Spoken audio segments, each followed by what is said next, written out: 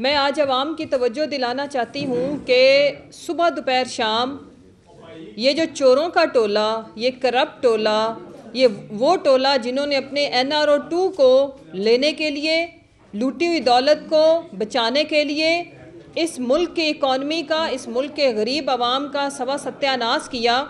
और chairman PTI Imran Khan साहब को जो इर्रेलेवेंट करने के ख्वाब देखते थे, आज अल्लाह का लाख लाख शुक्र है कि सबसे रेलेवेंट पर्सनालिटी अगर पाकिस्तान की सियासत में है तो वो चेयरमैन PTI इमरान खान है। सियासी बोने जो एक ट्रक की सवारी हैं इस वक्त, इनको समझ नहीं आ रही कि वो क्या करें, और प्रेशर ग्रुप बना के ये कभी एक के घर में घुसते हैं, कभी दूसरे के घर में घुसते हैं और फिर अपनी फरमाइश के टिकट्स चलाते हैं। तो मैं सबकी इत्तला के लिए अर्ज़ करूं कि इंशाअल्लाह पाकिस्तान तहरीक इंसाफ पाकिस्तान के साथ खड़ी है, अवाम के साथ खड़ी है, और 23 दिसंबर को इंशाअल्लाह हम असम्बलियाँ डिज़ोल्व करेंगे। और ये फ़ैसला पाकिस्तान के और 22 करोड़ अवाम के वसी तर मफाद के लिए हमने लिया है। हमने कोई अपनी सियासत चमकाने के लिए नहीं लिया, वो अल्लाह का शुक्र है बहुत चमक रही है।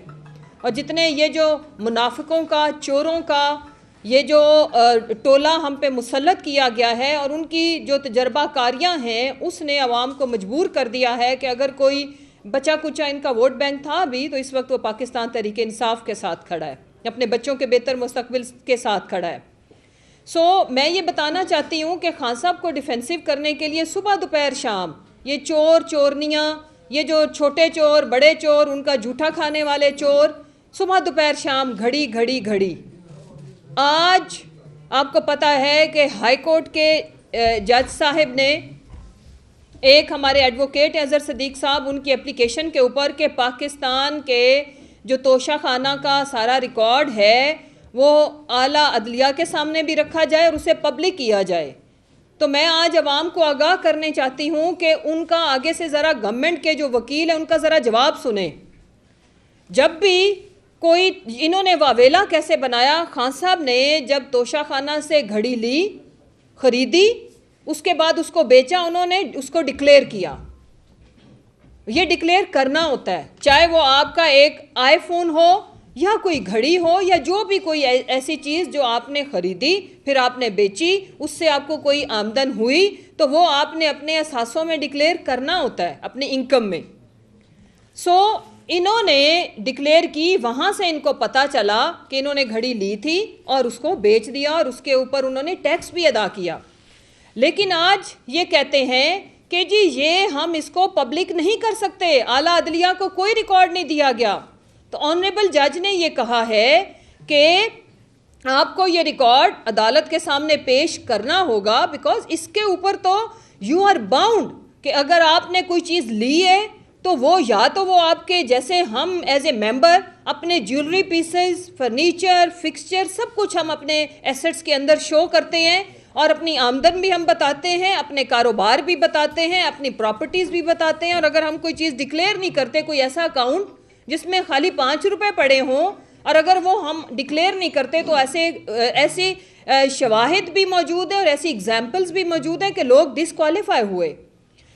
मैं ये कहना चाहती हूँ कि आज अल्लाह का शुक्र है कि इनका झूठा बयानियाँ, इनका प्रोपेगंडा आज खुद इनके गले पड़ गया है। अब रसीदें निकालो, अब सारा एविडेंस आपको देना पड़ेगा कोर्ट्स के आगे भी, अवाम के आगे भी, because you are bound to public it. और किसी भी नवाज शरीफ, शहबाज शरीफ, जरदारी, गिलानी, इन सब ने जो जो कुछ तोशा खाना से लिया है, मैं ये आज सवाल रखती हूँ कि क्या इन्होंने वो डिक्लेयर किया।